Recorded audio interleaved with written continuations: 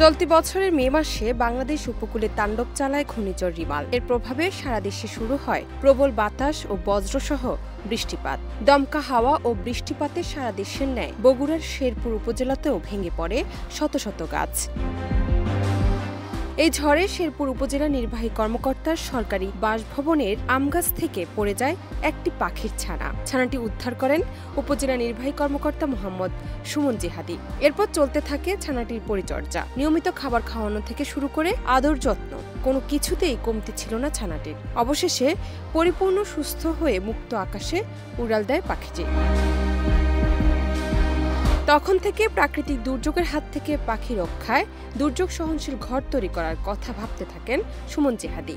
নিজের করা নকশায় শীট এবং অ্যাঙ্গেল দিয়ে দুর্যোগ সহনশীল ঘর তৈরি করেন। বিগত দিনগুলোতে পাখির জন্য কৃত্রিম বাসা হিসেবে অনেকেই মাটির হাড়ি ব্যবহার করতেন, কিন্তু একটু আঘাতেই সেগুলো ভেঙে যেত। এর ফলে নিজের উদ্ভাবনী শক্তি কাজে লাগিয়ে এমন ব্যতিক্রমী ঘর বানিয়ে নিয়েছেন তিনি। আমি অনেক আগে থেকেই আসলে পাখিদের আবাসন নিয়ে অথবা পাখিদের বংশবিস্তার নিয়ে আমি কাজ করি। কিছুদিন আগে রেমাল যে ঝড়টা গেল, সেই ঝড়ে কিন্তু প্রচুর গাছের পাখির বাসা ভেঙে শত শত পাখি কিন্তু পড়েছিল নিচে, মৃত পাখি। ইতিমধ্যে শেরপুর উপজেলা পরিষদের চত্বরে গাছে গাছে ঝুলছে দুর্যোগ সহনশীল পাখির বাসা।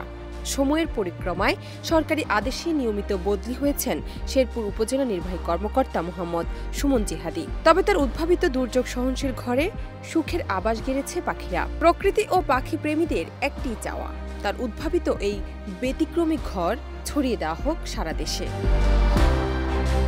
জান্নাত নিপু, দেশ রূপান্তর।